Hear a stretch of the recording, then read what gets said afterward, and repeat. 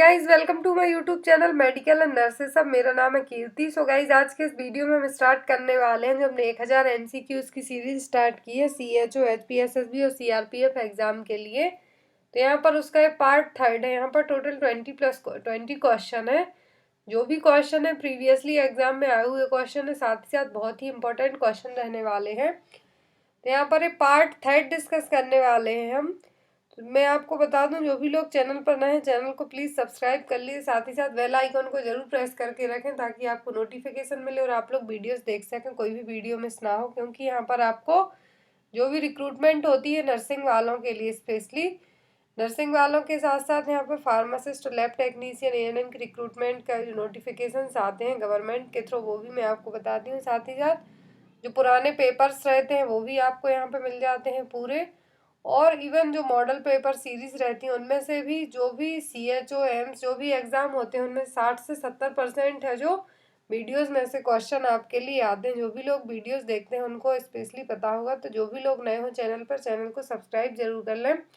GK के लिए मेरे दूसरे चैनल को आप लोग प्रेफर कर सकते हैं, आपकी इच्छा है। तो यहाँ पे गाइज हम पार्ट थर्ड डिस्कस करने वाले हैं। तो इसका क्वेश्चन नंबर फर्स्ट है, MR vaccine campaign is for which age group. तो MR वैक्सीनेशन के लिए 2017 में कैंपेन चलाया गया था। तो किस एज ग्रुप के लिए जो MR वैक्सीनेशन कैंपेन चलाया गया था?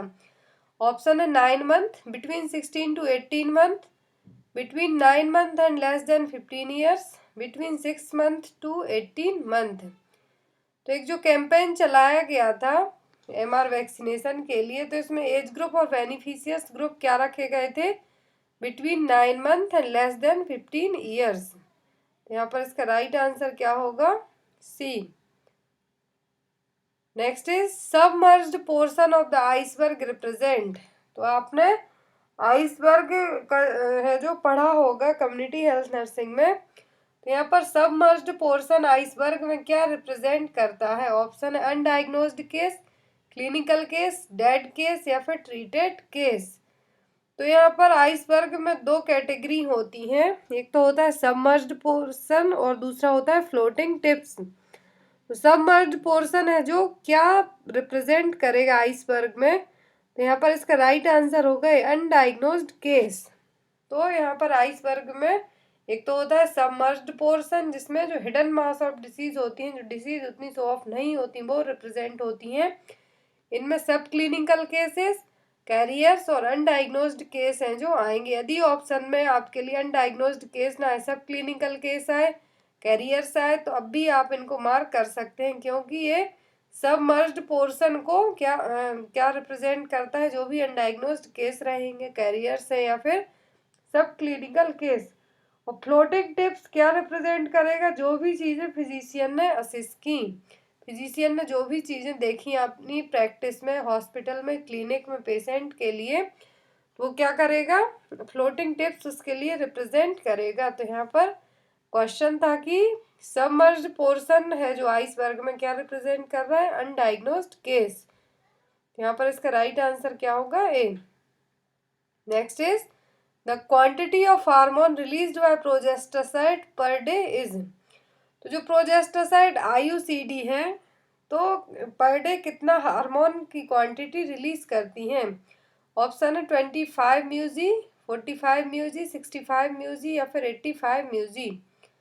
तो प्रोजेस्टेसाइड आपने जो हार्मोनल इंट्रायूट्राइन जो कॉन्ट्रासेप्टिव डिवाइस IUCD है, तो ये पर डे कितना हार्मोन है जो रिलीज करेंगी? तो ये पर डे 65 म्यूजी हार्मोन को रिलीज करेंगी। इस तरीके से जो प्रोजेस्टेसाइड होंगे, commonly used IUCD which carries 38 mg of progesterone in silicone oil reservoir।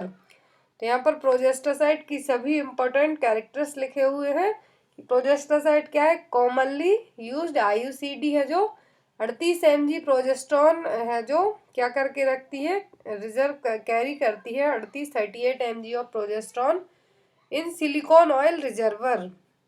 और साथ ही साथ पर डे कितना हार्मोन रिलीज करती है? 65 म्यूजी। 65 म्यूजी हार्मोन को रिलीज करेगी पर डे। और इसका जो मोड ऑफ एक्शन है वो क्या है?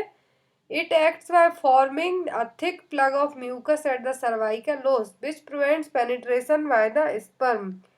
तो इस सर्वाइकल ओस के पास एक थिक म्यूकस प्लग का फॉर्मेशन करेगी, जिसके कारण क्या करेंगे, स्पर्म है जो पेनिट्रेट नहीं कर पाएंगे, जिसके कारण क्या होगा, प्रेगनेंसी को रोका जा सकता है। तो यहाँ पर ये क्वेश्चन कई बार एग्जाम में आ चुका है कि प्रोजेस्टेरोन है जो पर डे कितना हार्मोन रिलीज करेगा, तो 65 म्यूजी और ये 38 mg प्रोजेस्टेरोन को कैरी करके रखती है। Next is which of the following is true regarding RU486।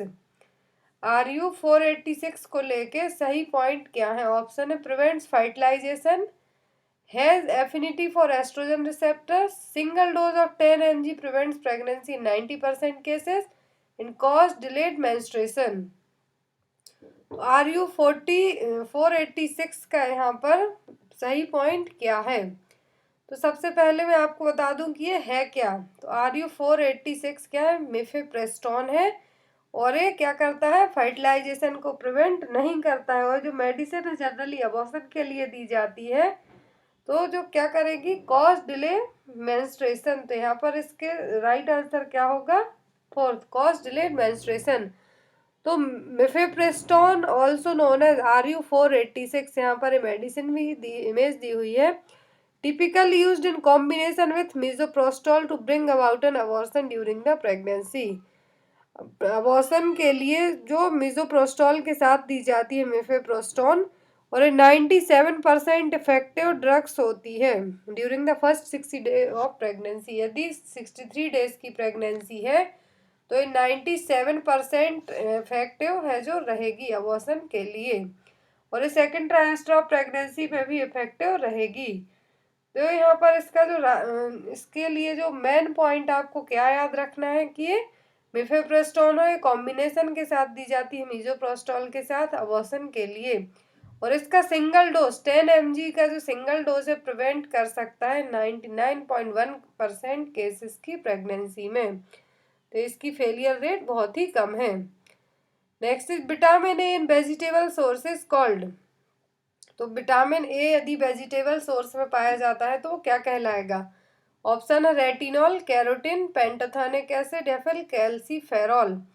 तो कैल्सीफेरॉल विटामिन डी कैटेगरी का है, रेटिनॉल और कैरोटीन है जो यहाँ पर ऑप्शन। तो वेजिटेबल सोर्स का पूछा है, मतलब कि हर्बीवोरस जो प्योरली वेजिटेबल सोर्स है विटामिन ए का, वो क्या कहलाएगा? तो प्योरली वेजिटेबल सोर्स है वो कैरोटीन कहलाएगा, और यदि जो नॉन वेजिटेरियन से रिलेट करता हुआ पूछा जाए तो वो होगा रेटिनॉल। बट यहाँ पर वेजिटेबल सोर्स पूछा है विटामिन ए का, तो वो क्या है, कैरोटीन। और रेटिनॉल क्या है, एनिमल फूड सोर्स, जो एनिमल फूड सोर्स के थ्रू विटामिन ए मिलेगा, एब्जॉर्ब होगा, वो रेटिनॉल कहलाएगा। और कैरोटीन क्या कहलाएगा, जो प्योरली हर्बीवोरस या फिर ये कह सकते हैं वेजिटेबल्स के थ्रू मिलने वाला विटामिन ए है, वो क्या है, carotene. Next is which antibody is the higher concentration at colostrum. कौन सी एंटीबॉडी सबसे ज्यादा कोलेस्ट्रम में प्रेजेंट रहेगी? कोलेस्ट्रम क्या है, फर्स्ट ब्रेस्ट मिल्क है जो आफ्टर डिलीवरी के बाद ब्रेस्ट से सीक्रेट होता है। इसमें बहुत ही ज्यादा और इम्पोर्टेंट न्यूट्रिएंट्स है जो प्रेजेंट होते हैं, बेबीज के लिए दिया जाता है। इसका कलर कैसा होता है, थिक येलो कलर का। तो कोलेस्ट्रम में हाईली कौन सी इम्यूनोग्लोबुलिन प्रेजेंट रहती है? ऑप्शन है IgG, IgM, IgA या फिर IgE। तो जो हाईली कंसंट्रेटेड इम्यूनोग्लोबुलिन है कोलेस्ट्रम में, वो क्या है, IgG। Next is milk secretion in breast of mother is influenced by mothers. तो ब्रेस्ट का सीक्रेशन हो रहा है मदर के ब्रेस्ट में, तो ये किस पर है जो प्रभावित रहेगा? Nutritional status state, physiological stage, hormonal stage और ऑल ऑफ दी अबव। तो यदि मिल्क सीक्रेशन हो रहा है ब्रेस्ट से, तो मदर की इन सभी कंडीशन पर डिपेंड करेगा कि हार्मोनल लेवल क्या है, फिजियोलॉजिकल स्टेट कैसी है, या फिर न्यूट्रिशनल स्टेटस क्या है, एनीमिक तो नहीं है या फिर कम डाइट ले रही है, तो ब्रेस्ट मिल्क भी उतना अच्छा नहीं बनेगा। तो इस हिसाब से यहाँ पर इसका राइट आंसर क्या होगा, D, all of the above. Next let down reflex is responsible for the. तो लेट डाउन रिफ्लेक्स किसके लिए रिस्पॉन्सिबल है? Milk secretion, milk ejection, milk absorption या फिर मिल्क डाइजेशन। तो लेट डाउन रिफ्लेक्स रिस्पॉन्सिबल है मिल्क इजेक्शन के लिए। The let down reflex makes the milk in your breast available to your baby. Cells around the alveoli contract and squeeze out the milk, pushing it down the ducts toward the nipple. तो यहाँ पर क्या होगा कि जो भी late down reflex है क्या करेंगे, जो ब्रेस्ट अवेलेबल रहेगा, जो ब्रेस्ट मिल्क अवेलेबल रहेगा उसको क्या करेंगे, बाहर की तरफ निकालने के लिए मिल्क इजेक्शन का काम करेंगे रिफ्लेक्स। तो यहाँ पर इसका करेक्ट आंसर क्या होगा, बी, मिल्क रिजेक्शन क्या है, एक let down reflex. Next is bite out spot is the characteristics feature of which deficiency. तो बाइट आउट स्पॉट है जो किस विटामिन की कमी के कारण होगा, विटामिन डी, ए, सी या फिर कैल्शियम। तो बाइट आउट स्पॉट है जो किस विटामिन की कमी के कारण होगा, विटामिन ए की कमी के कारण। इसमें जो बाइट आउट स्पॉट में क्या होगा, build up of keratin located superficially in the conjunctiva of human eyes. जो ह्यूमन आइज की कंजक्टिवा है, यहाँ पर आप व्हाइट कलर का केराटिन है जो देख सकते हैं। तो ये क्या हो जाता है, अक्यूमुलेट हो जाएगा, इकट्ठा हो जाएगा ये केराटिन। तो एक कंडीशन क्या कहलाती है, बाइट आउट स्पॉट। ये ओवल शेप में भी हो सकते हैं जो बाइट आउट स्पॉट बन रहे हैं, ट्रायंगुलर शेप में भी हो सकते हैं और इरेगुलर शेप में भी हो सकते हैं। विटामिन ए की कमी के कारण देखने को मिलेंगे, जिसके कारण कॉर्निया भी ड्राई रहेगी। तो इसके सिम्टम्स भी कह सकते हैं हम। और ये भी पूछा जा सकता है आपको एग्जाम में कि बाइट आउट स्पॉट में आँख का कौन सा पार्ट सबसे ज्यादा अफेक्टेड होगा, तो वह कंजक्टिवा, क्योंकि यहीं पर केराटिन है जो बिल्डअप होगा। नेक्स्ट इज अल्मा अटा conference on health was held in. तो जो अल्मा अटा कॉन्फ्रेंस है हेल्थ को लेके, वो कब हुई थी, 12 सितंबर 1978, 14 सितंबर 1968, 14 सितंबर 1978 और D, none of the above. तो यहाँ पर इसका जो करेक्ट आंसर होगा वो क्या होगा, अल्मा अटा कॉन्फ्रेंस एट ऑन हेल्थ। तो ये सबको पता है कि 1978 में हुई थी, लेकिन कब हुई थी, तो हुई थी 12 सितंबर 1978 के। तो 12 सितंबर 1978 यहाँ पर क्यों मार्क किया है, क्योंकि जो अल्मा अटा कॉन्फ्रेंस डिक्लेरेशन है 6 से 12 सितंबर 1978 को कजाकिस्तान में हुई थी। यदि इसका जगह भी पूछी जाए कि कहाँ पर हुई थी 1978 में, तो ये हुई थी कजाकिस्तान में। तो जो 12 सितंबर 1978 को जो कॉन्फ्रेंस हुई थी अल्मा अटा डिक्लेरेशन, तो इसमें जो प्राइमरी हेल्थ केयर है इसके लिए लेके जो कॉन्फ्रेंस करवाई गई थी, ये भी आपको एग्जाम में पूछा जा सकता है कि जो पीएचसी है ये किस कॉन्फ्रेंस में पास हुआ था। ये तो हुआ था 1978 में अल्मा अटा डिक्लेरेशन में। और जो हेल्थ फॉर ऑल है ये किसने दिया, तो ये दिया है WHO ने, भी आप याद रखिए। Next is which of the following is not a content of drug kit A provided eight sub centre. तो सब सेंटर में दो तरीके की ड्रग किट प्रोवाइड करवाई जाती है, एक तो किट ए और दूसरी किट बी। तो यहाँ पर क्वेश्चन है कि सब सेंटर में किट ए में है जो कौन से कंटेंट प्रेजेंट नहीं रहेंगे। ऑप्शन है oral rehydration salt, tablet paracetamol, tablet cotrimoxazole और विटामिन ए सॉल्यूशन। दो तरीके की किट प्रोवाइड की जाती हैं सब सेंटर में, kit A and kit B. तो जो किट ए है उसमें टैबलेट पैरासीटामोल है जो प्रेजेंट नहीं होगी, इस तरीके से जो किट दी जाती है kit A and kit B. तो किट ए में क्या क्या प्रेजेंट होता है, oral rehydration salt 150 packet, tablet iron folic acid की लार्ज टैबलेट रहेंगी 15,000 और स्मॉल टैबलेट रहेंगी 13,000 आयरन फॉलिक एसिड की, विटामिन ए सोल्यूशन और टैबलेट कॉट्रीमैक्सोल जो पीडियाट्रिक के लिए दिया जाता है, इसकी 1,000 टैबलेट दी जाएंगी। तो ये किट ए की जो आइटम्स है वो है।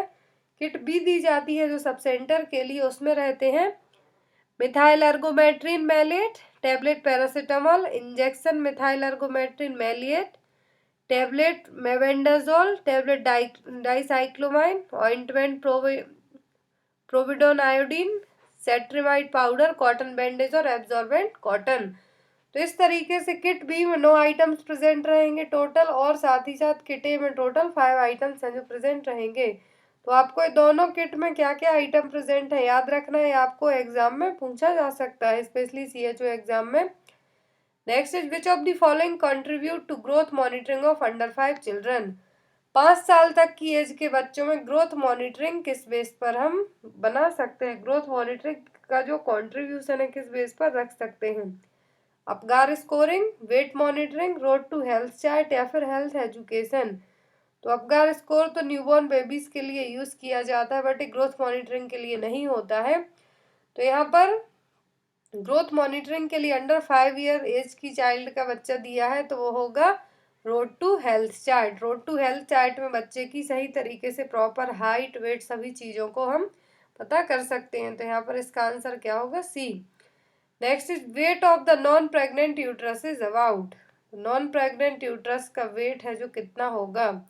30 से 40 ग्राम, 60 से 80 ग्राम, 80 से 100 ग्राम या फिर 1 kg। तो नॉन प्रेग्नेंट यूट्रस का वेट होता है 60 to 80 ग्राम। कितना? 60 to 80 gram. Next is removal of an entire lung is known as. पूरे एंटायर लंग को रिमूव करने की प्रोसेस क्या कहलाएगी? ब्लोवेक्टोमी, न्यूमेनेक्टोमी, लोबेक्टोमी या फिर प्लूरोटोमी।